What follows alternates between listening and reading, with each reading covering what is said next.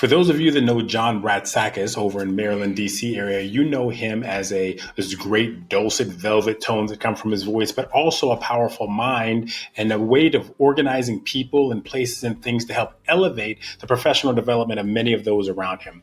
In the conversation that he and I had in the Right Kind of Uncomfortable Studios, he shared with us answers to many difficult and scratchy questions, from professional development and what that looks like traditionally to some of the other variables that impact how we're seen and how we're elevated and how we need to push through some of those things that may not be the most pleasant for us to hear or feel or know or have experienced. I think you're really going to enjoy this episode in that it digs deep.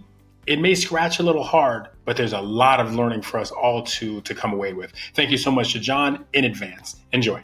All right, I want to welcome John Bratsakis to the Right Kind of Uncomfortable podcast. Thank you so much for taking some time out of your very busy schedule. People are busy these days to join me, to join us, and to share a little bit about who you are, what you do, and what it's like to be uncomfortable in your space at times.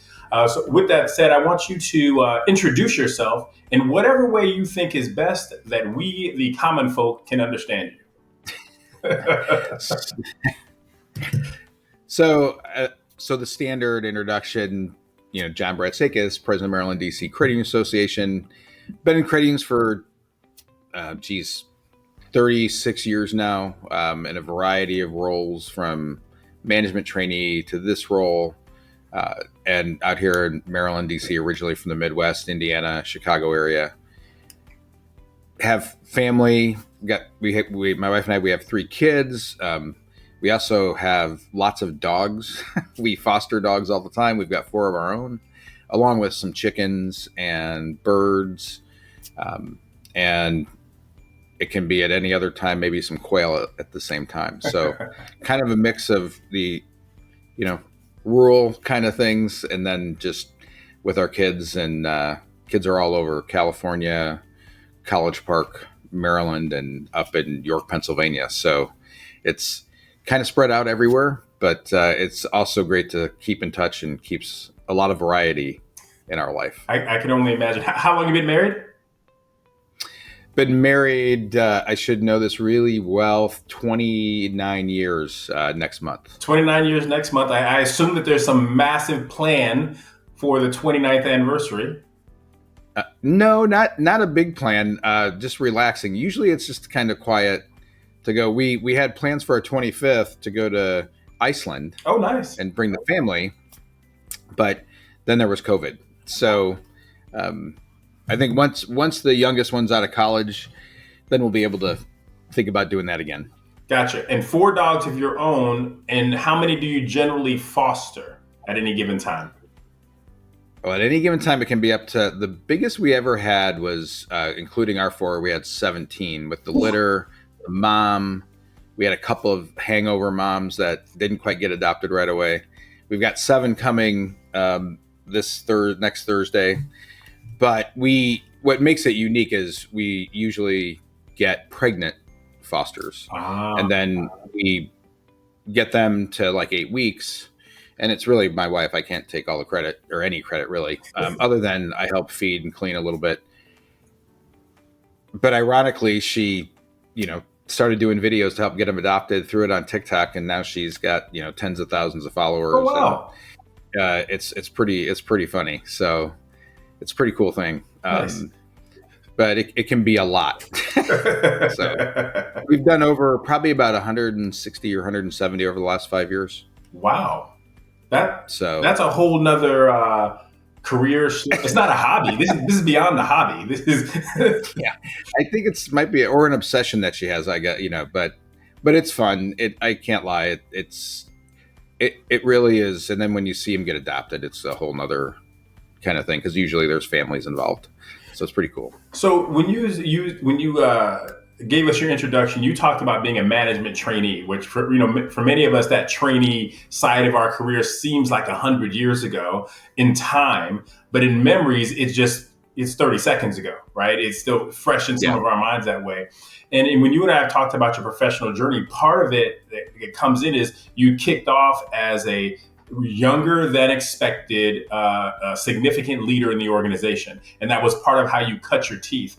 And I wonder what lessons you learned there, and what was taught to you. What was when either from the mentor or the coach or the advocate, or from falling on your face and having to get up 8 more times.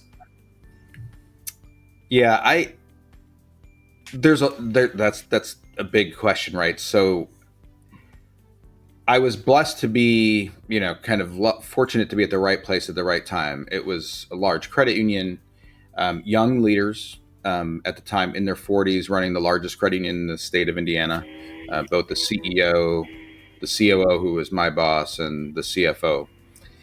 And I think the hardest part was, and maybe it's because my perspective a lot comes from athletics and competitive things. So you're always in this mode of, okay, I want to keep moving forward. I want to have a career. So you got opportunities, and they would allow you to stumble, to fail, and get back up. And I think, right, athletics, or let's say my brother was a wonderful musician.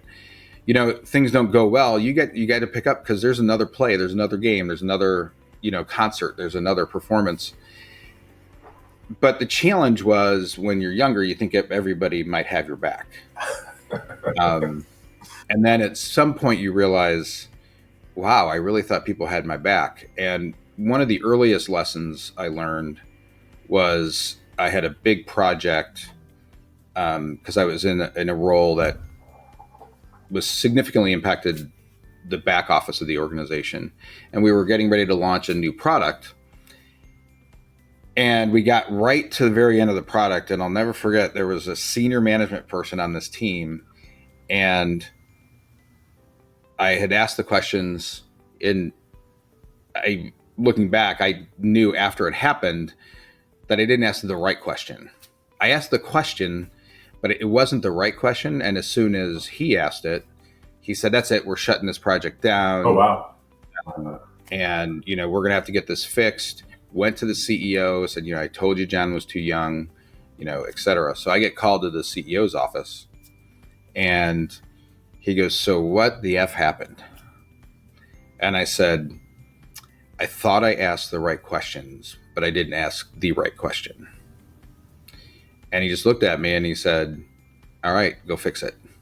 Nice. And as I was leaving, his assistant was there, who was wonderful, and I'd known her, and I'd been there 4 or 5 years by now. And she said, "Good answer, Johnny." She goes, "Because I've got your file right here." She goes, I just took accountability, but had I not, the message was, had I not taken accountability, there's my personnel file. Yep. And it would have been a former personnel file, I think, at that point. But they gave me the opportunity to go fix it and work on it. So that was probably my first big lesson, right? I think we learn more so, like with managers. I've had incredible mentors, incredible examples, but you probably learn as much or more from those that weren't very good. So if I'm hearing you right, that first lesson, it wasn't necessarily about the quote unquote mistake, because it was more about when the time came after the mistake. I have to take accountability, and I have to be able to explain, why we are here, and then take accountability for that. And I guess if I'm hearing right, then stop. Right? There is no, bring in other people and how they could have informed me better. This is what happened. This is how I understand the problem. This is what I could have done or should have done or didn't do. And then it's on me. Yep. Yeah. It's a great point. And there were just a lot of those along the way. Right. And I think I heard a friend of mine once say, the hardest part about managing is, as a senior executive, especially, you're always looking at the 20,000 foot level, but every now and then you got to go down to the 50-foot level. But the hardest part is knowing when to pull back out back up to that 50,000 foot, 25,000 foot level. And I find that, right, because we've all kind of been there in certain roles. So it's easy to kind of get back into the swing of it. And the accountability part of the lesson to me went back to sports. I remember I had my job as an outside linebacker was to stop the option play. Like, don't let the guy get outside you. I thought I was making a decision. I went inside. The guy So for those of us who are not as up to speed on the option play, like I'm a fifth grader, what is that? So the quarterback and the running back start to move let's say, to the left. And the quarterback will hold on to the ball till he's either hit and he'll pitch it off to the running back, or he'll keep it and cut up and run inside of you. My job was to watch for the guy running around the outside. I went where I wasn't supposed to the quarterback. Guy scores a touchdown. I come off the field and our head coach just is screaming at me. And I finally just looked at him and he goes, "Do you know what happened? Do you realize?" I said, "I was there. I saw him score. I know what you want me to do." And my defensive coordinator came up and he just and he was the screamer normally. And he just put his arm around me. He goes, "You know what not to do again." And that was all he said. And again, that was just like that CEO when he told me, "Go fix it." It wasn't, I don't need to tell somebody if they they know. I think it's how do you, and that's right. The big change I think in management and leadership is it's become more of a coaching analogy than it is do what I tell you to do. You and I have talked a lot about sort of generational challenges in the workplace, with the different generations being there and the management of them and so on and so forth. And you said something that I want to just sort of double click into, that I don't have to tell people when they mess up, they know. Do they? Well, probably not 100% of the time, but when it's an issue like that, or I think if it's something that's significant, most of the time, I believe they do, and they might be embarrassed to admit it. None of us like to admit mistakes, and I get that. I think part of that is because it's hopefully people, and especially I think for some younger folks, is to be self-aware. Sometimes I think, we're either taught to be self-aware, you get that, from who you've been mentored or where you've worked, or you don't. And it's important. So I do have found that most people understand. And if they don't, when you point it out, the next time they recognize that it's happened for that. But yeah, I do think, again, not everything's as glaring as, dropping the ball on a big project or letting somebody score the touchdown or, but there are those cases where I think people know that I had a responsibility, and that's part of clarity as a leader, right? Is giving clarity of what's expected. And then I would say in most cases, people will recognize when they don't do what is expected. So if in the big situation, someone knows I didn't meet the standard, I didn't do what needed to be done, so there's knowledge of I didn't make it. Do you think that there is equal visibility, self-awareness, that of what I did to not accomplish the goal? Do you think that is an equal measure to we didn't win, we didn't meet the standard, we didn't meet the deadline? That clarity, let's call that 90%, right? Do you think there's the awareness of here's how I interacted in it in order for it not to happen? Do you think that's at 90%? That I would say no. I think a lot of times we may not recognize what we did, or there's times where people just don't believe that contributed to whatever it was. I did my part. This is what I was asked. That's the role. And I think that's the challenging part with leadership sometimes is you have to do it in the moment or very close to the moment. If somebody doesn't recognize their contribution to whether it's the success or whether it's to the challenges of not meeting the goal, and, speaking to it while it's fresh and while it's there versus waiting a long time. I think that's 100% right. I was talking with a client yesterday and saying that you have to have a process that is solid and strong, as like a strong skeleton. And then the meat and tendons and skin you put on it may make each person look different. But in this case, it'd be no matter what project we have, afterwards, we have a review to say how we did. If we did really well, who's accountable for how we did well, and we're going to Right. celebrate them and we're going to learn from that. And if it didn't go well, we're going to ask the same kinds of questions, see who's responsible for that, and then figure out how to celebrate, learn from that as well. But the process has to be the same. Because I'm not altogether certain that our some colleagues are know the part of humility that is taught. They may know the part of humility that is in their bones, but then how do I Right. activate on that humility? And how do I Yeah. activate on that sort of the what's next, right? I'm willing to take accountability. It was me, but then what's next? you know? Yeah.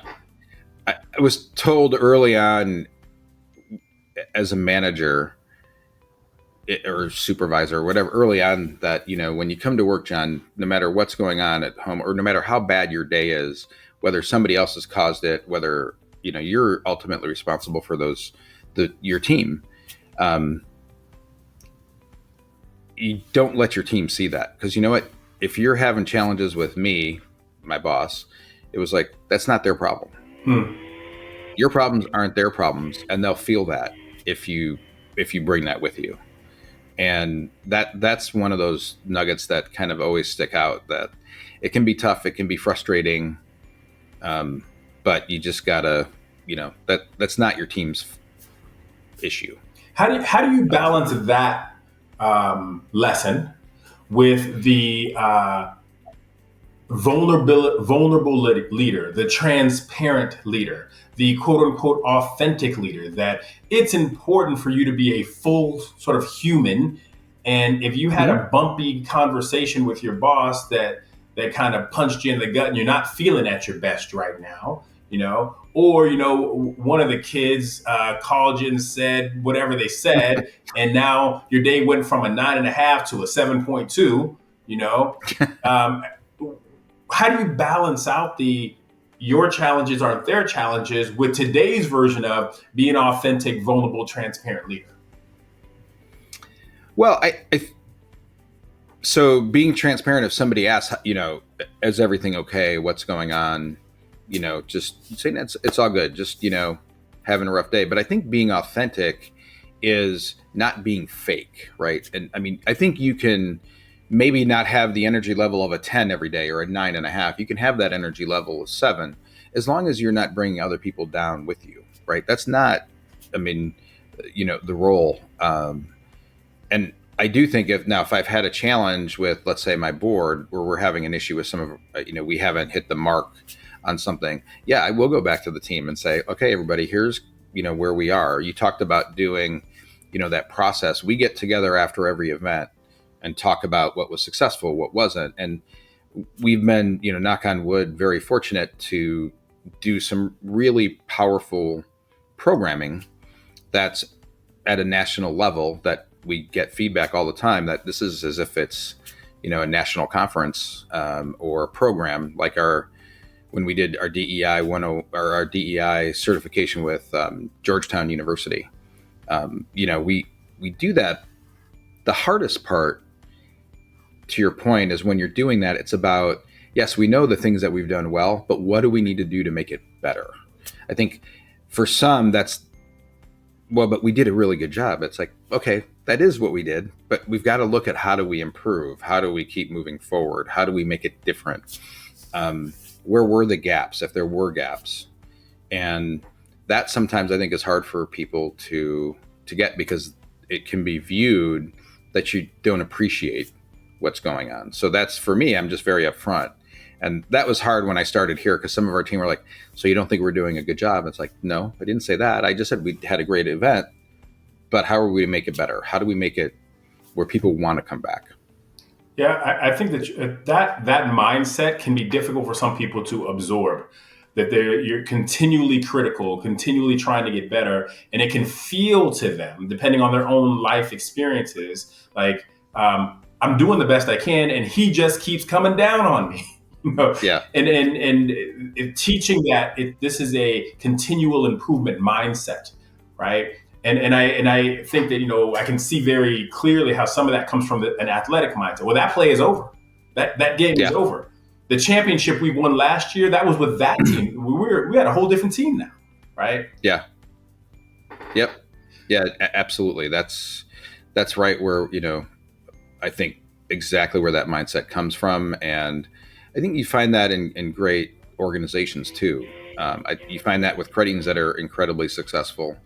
They and the year you had a great year. Well, guess what? Your financials start at zero, January 1. That's right. So, that and working at when I was at Baxter Credit Union, their board were a lot of Fortune 100, 500 company senior executives, and when we went through the Great Recession, we as an industry had what they called stabilization. There was money in the insurance fund that had to be replenished for failures and different things. And we were told that the ratios from the examination standpoint will be looked at pre-stabilization expense and post. But for your exam, they're only going to look at pre-stabilization because that's an unexpected loss you're going to have to take. So the gentleman was the CFO of one of the large corporations. He looks at us after the exam and he says, well, I think we should give you all 12 months. But after that 12 months, the only thing that matters is what's the bottom line? What's the final number? Not pre-post. Because when I have to do quarterly earnings on Wall Street, I don't get to say, well, if it wasn't for this downturn in the economy, we would be performing a lot better. And that again was another great lesson of, it's tough, but you got to suck it up. Yeah. And there also is it's a slight sort of genderization to it, right? So terms like suck it up, athletic connection, especially as we go backwards when there weren't as many ladies in athletics as there are today. Athletic examples and coaching examples and the lessons that come from that we would then use in business would feel differently to different people. And one of the lenses that might make that feel different might be gender, as people sort of came through the phrases that we've learned, the examples that we use, et cetera, et cetera. Yeah, and I do get reminded of that often by some folks. I think hey, to your point, like what's an option play? Like exactly, but I think about that. Whether you're a musician, if you were in theater, right? Theaters, I think, watching my daughter go through that, is probably even more devastating because, you're fighting to be part of a team or for a part, and there's only one, right?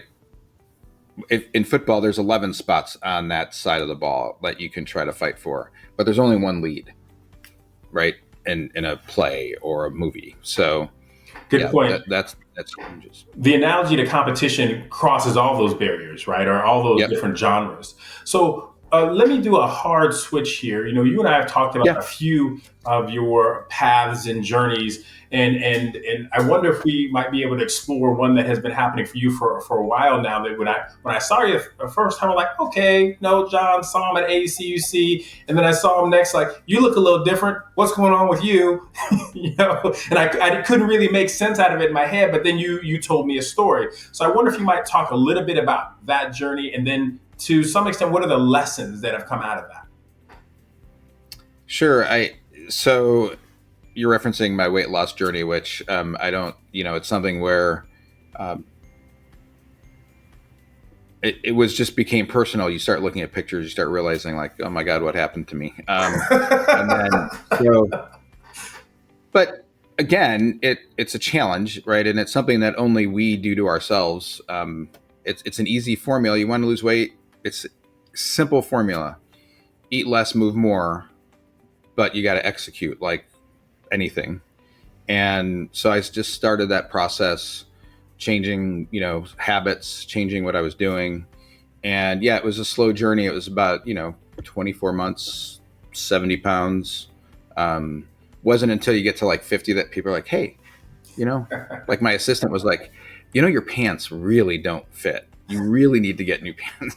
So, but again, it gets back to, I used to be very disciplined. I mean, 20 years of working out all the time and being competitive in sports and doing that. And then somebody said, well, life gets in the way. I'm like, well, I let life get in the way. There's no excuse for it. Yeah. So just, turning to that and trying to focus on that and just realizing I'm not getting any younger. So that's where that was. And just applying that, hey, got to get up early again, got to just watch what you're doing and focus on that. And people have been very kind, but it was interesting. Like the first year, it wasn't very noticeable. I could feel it, or because you put on a pair of pants or a belt, and you realize, oh, yeah, that worn out notch is now farther down than it used to be, which is nice. So that's been, and it's been a journey. But again, it was, what's the long term goal, knowing that it's not going to happen overnight. It wasn't something that was, it was going to be a process. It was going to be something that was, need to focus on. And it's still a battle. I think I told you earlier before we started recording, we had our big gala last night, and they have these incredible desserts out that everybody's raving about. And I'm like, all right, I'll just try one, or it would have been probably try all of them, things of that nature. So do you find that in those hard moments, whether it's the workout moment or the get up early or the drink more water or the don't get dessert moments, and you're digging into yourself to find some self-inspiration, do you go all the way back to athletic examples, or do you go slightly further back, not as far back, to business examples where, hey, I stayed up all night to produce a great presentation. It didn't go well, and I had to get a better presentation. I stuck to it. I did it then. I can do it now. Or do you go way back to the athletic stuff? Where are you? I think it's probably both. The weight loss issue is probably more to my athletic stuff, because it used to be, you're like, God, why do you work out, or why do you lift, or why do it was, I remember it was, you get up. I used to get up at 4:30, 5 o'clock in the morning. And, when I first got married, because that's what we could do. We had our daughter, and you go through that, and that's what you did. And then child number 2, and then 3, right? And then you just kind of, you realize it's not, there's no one thing. It's just that combination. And it's always like, well, okay, I'll just have it this time. I won't have it next time. And then it's like day 2 comes by. Well, I'll do that on day 3 or day 4. And then next thing you know, you look back and, they're just like putting off a presentation. Well, I'll work on it tomorrow, which, honestly, that happens. Our calendars get clogged. Somebody once talked about, this gentleman talks about 164. It's the number of hours in a week. And if you say yes to something, you don't get 168. So, what are you going to do? And in that 168 is sleeping and exercise and work and meals and interactions with friends. And that probably was a big piece of what I go back to about, okay, so our cherry blossom race is coming up in April. If I want to do the 5K, I better start taking it seriously now, so I can, get ready for that. So for the people listening that may be going through their own challenges, I can tell you, like, from a presenter's perspective, we have, the 9 ways in which I think that people connect and disconnect. And I ask people for feedback on that. Like, what am I missing that connects people and disconnects people? What should be number 10? What should be next? And while it's not number 10, I think it would come as like a next tier and very important to people. They would say physical appearance. And what they mean by that, when I sort of dig into the conversation, it can be a little scratchy and uncomfortable to them, but they'll say, I'm a bigger person. And when I walk in the door, I know that impacts people. Whether they think that I'm lazy, whether they think that I'm not smart, whether they think that my fashions aren't on point, whatever it might be. Did you feel like and I will also say 7 or 8 out of 10 of those comments that I've received are from women, not from men.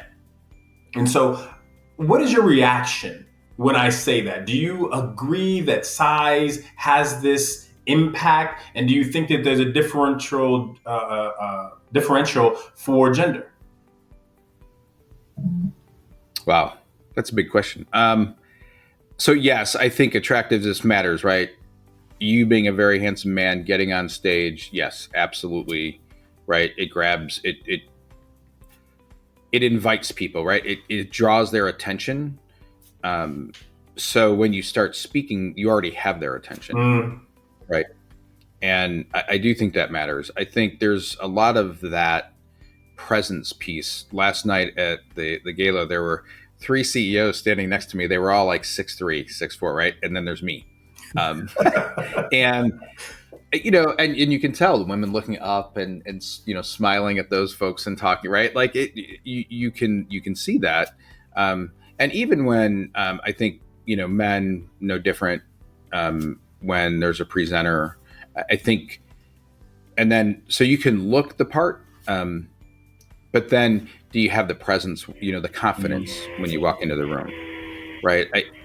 A lot of times somebody can be attractive if they walk into a room, but it's people that walk in with confidence, not because they say they have it, right? My favorite quote from an athlete was, if you're good, you'll tell other people, and if you're great, other people will tell you. Ooh. And that's kind of that confidence of when you walk into a room, you're comfortable in your own skin. Regardless of my size, I've always felt comfortable in who I am. And how I was brought up and the lessons that I learned as a kid from my family. But that's also not easy for everybody, right? As you know, when you're on stage, you have a command, you have a presence. When you know your speaking tone and your intonation and the way you talk to the group and how you can shift your message, you do that incredibly well. You can go from the happy, smiling James to the dead serious James, in a snap of a finger, and it's impactful and it matters. There are speakers that are like that, and that's what I've tried. That's where I think authenticity comes from. People will sense if you're you, and over the years, that's one. People have been kind to say that about me, but I only know how to be me, and I think people would know if I'm not. So if I'm hearing you right, if I'm Jamie instead of James, and instead of being 6 foot something, I'm 5 foot something, but I weigh the same. So I'm a rounder person, if you will. And I come to you and say, hey, I think I'm not getting opportunities, or I'm getting negative looks or feedback in part because of my size. You might say, look, let's talk about these other factors. Let's talk about your presence. Let's talk about your confidence. Let's talk about your what you produce. When you produce it, are you meeting deadlines? When you walk in the room, do you walk in the room like God designed it for you? Right? And behold, I am here, and where is my theme music? Or do you walk in differently? You would, if I'm hearing you right, you might say to me, let's look at these other things and see where they are. Because we can't change James or Jamie, even if you wanted to change your size. And I don't know if you do, but if we wanted to, we can't change that overnight. But these other pieces, maybe we can do some work. Am I paraphrasing what you might say to me? Well, yeah, absolutely. To your point, I can't be 6 inches taller. I'd love to be.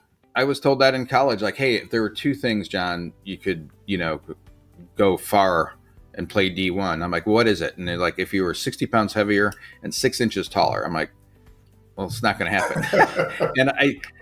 But to your point, you can't change what you can't change. So yes, I would focus on those other things, because I do feel there's been plenty of great speakers that, aren't the best looking, right, from at all. I think what it really goes to is when you step on stage, that you have a command of what you're speaking about, that you have that connection, and that you don't worry about what you can't control. Because if you do, then I think people will sense that. They'll sense that there's something that you're not confident about. And if you can't control it, you can't control it. Can't control it. So let me did a hard left last time. Let's do a hard right this time and talk a All little right. bit more about sort of family or family-ish ideas, concepts, impacts to our lives. And as I was getting prepared and researching more about you, I saw this connection that you have with Children's Miracle Network. And I'm interested in why Children's Miracle Network? Why is that important to you? What have you gotten out of that relationship or out of that work with them? What's all that about? Sure. So, Children's Miracle Network is, for credit unions, is kind of the common charity of choice around the country. And for me, having 3 kids and being blessed where no one had any significant illnesses, they had a few things. And so we have used the Children's Hospital before. But you realize how blessed you are but if my son wasn't there for 6 days, but more like 6 months, like the bed next to him, that there's somewhere that they can go to get the care they need with the compassion that they need, the empathy that the family needs. So that kind of hooked me. And then as I get into this role out here and we do the Cherry Blossom Race to raise that's our fundraiser, what you realize that this network of what credit unions do, we talk often that it's not what we do, it's not how we do it, it's the why. Why do we do it? And right, it's our passion, our purpose is giving back to our communities, taking care of our members. And Children's Miracle Network is one example that there's hospitals throughout the country. So there's this massive network. And when you think about the fact that credit unions have raised $18 million this year for CMN, for hospitals, over $200 million over the last 20. When you think about those things and you see that, it also aids where we don't think about is when we go on Capitol Hill in my role and we get to talk about here's how credit unions collaborate, which is different than other industries. Here's how we work together to do that and make a difference in our communities. It resonated because every credit union has their charity that they work with, the philanthropic. Gigi Highland, who's the foundation executive director, always talks about, she used to talk about strategic philanthropy. And I've always thought that was great. Like, what philanthropy is strategic for your organization? And if credit unions are going to give back to their communities, Children's Miracle Network hospitals are one way to do that. And it's one that's easy to describe in the aggregate. Yeah. Right? Before we started recording, I mentioned to you that I went to the Bourbons, Bands, and Barbecue event that Caroline from Cornerstone Credit Union League had, and I was driving back, and I've always known there's a CMN hospital kind of around the way, right? It's right over there, a mile or two down the road. But I'm driving back, and I realize, man, that thing is big, and that's a lot of sick people, a lot of sick children. And it shouldn't be so big, right? But unfortunately, it has to be. But it just wouldn't it be nice if it were much smaller?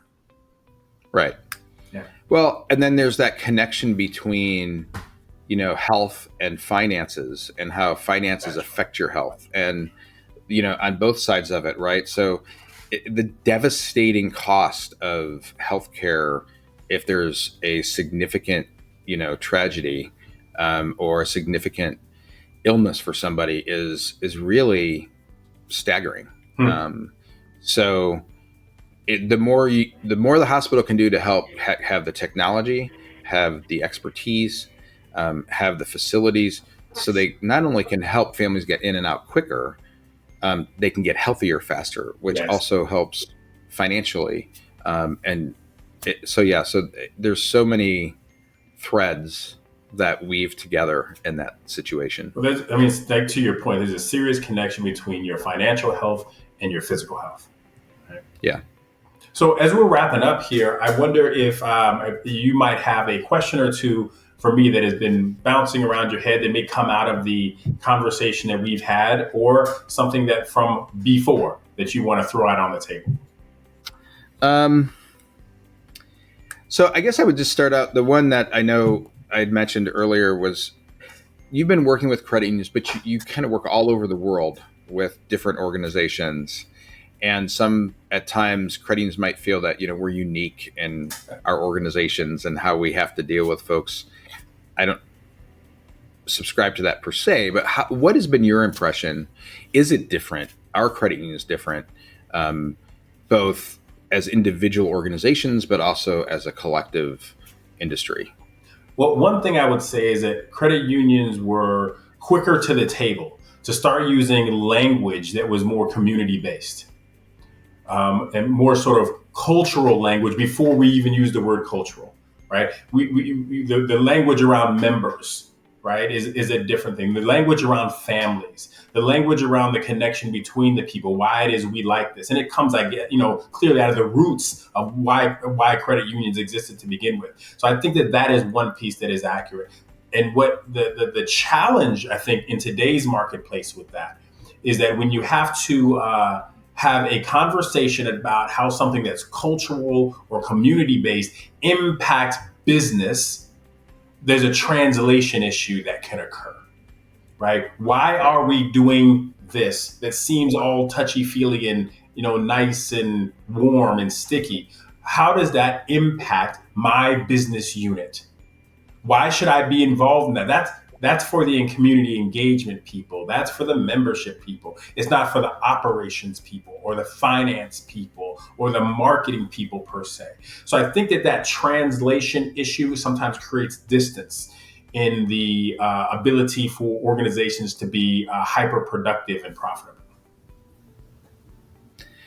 So when you were at our convention this year, we had one of the emerging leaders, our young professionals, spoke, and you spoke shortly after that to help close out.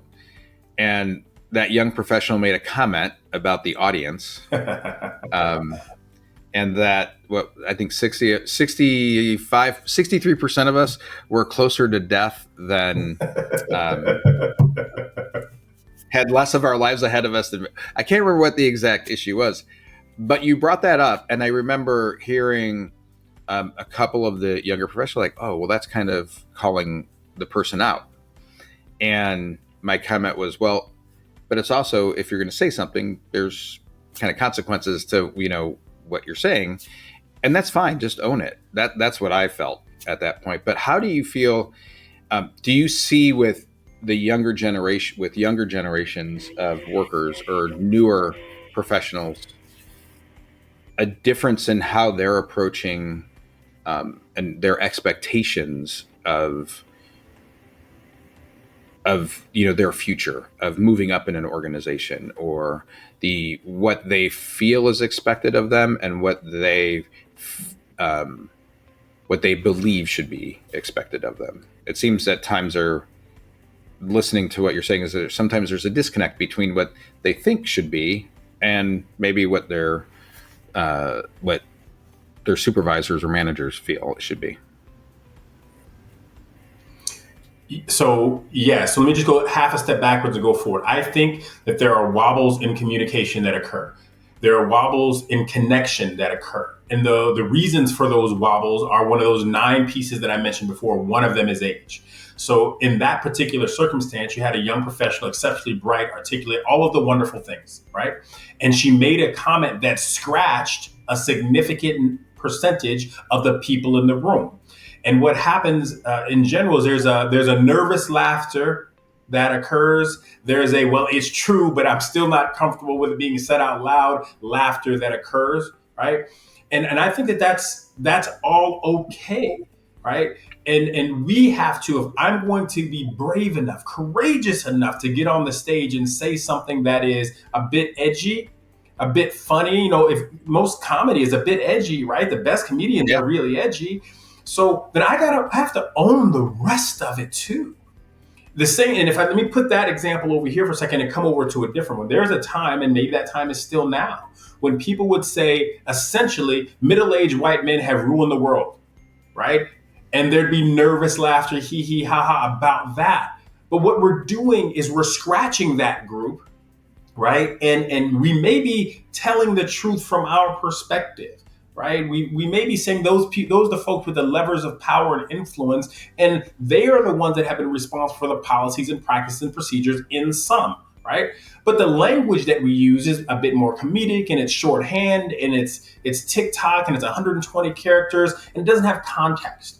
So I think in the absence of providing the context and all of those other pieces, we also may not understand what we're producing, which is distance between group A and group B. And if we want to win, we have to create connections between group A and group B.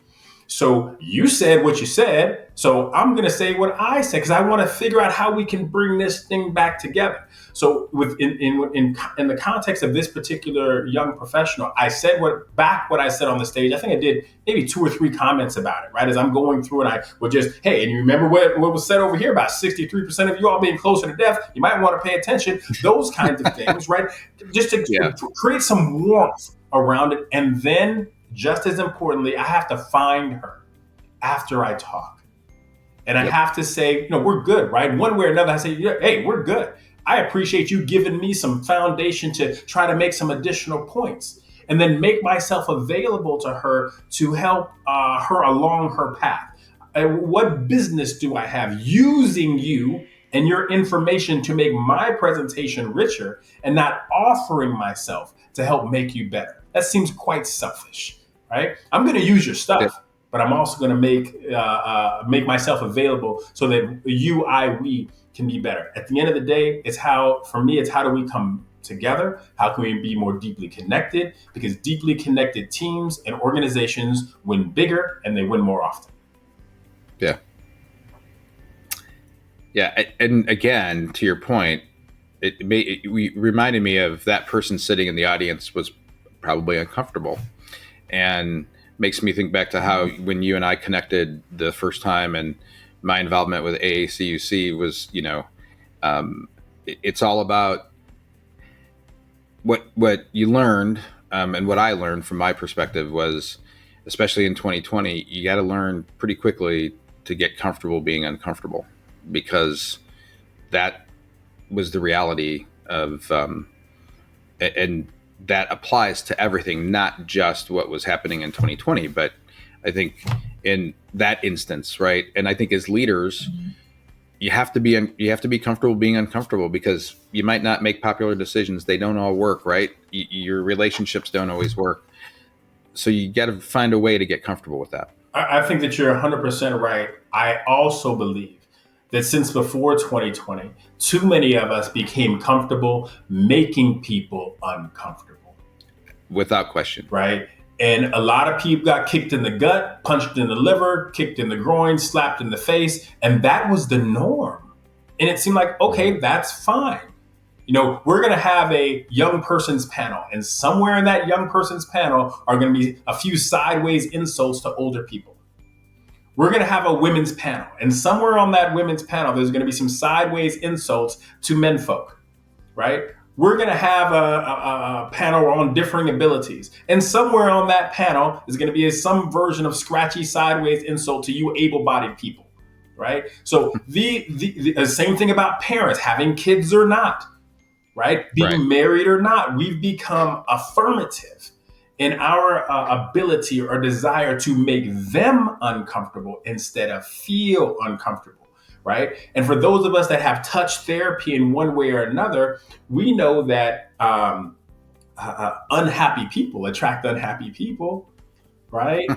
And if I haven't worked on my stuff, I might attract some people who haven't worked on their stuff. And it is more challenging to sit in your stuff and be uncomfortable and then welcome the person next to you who's a little bit further along in their journey to sit next to you than to, I'm going to make you uncomfortable. So therefore now we're both uncomfortable together. Right.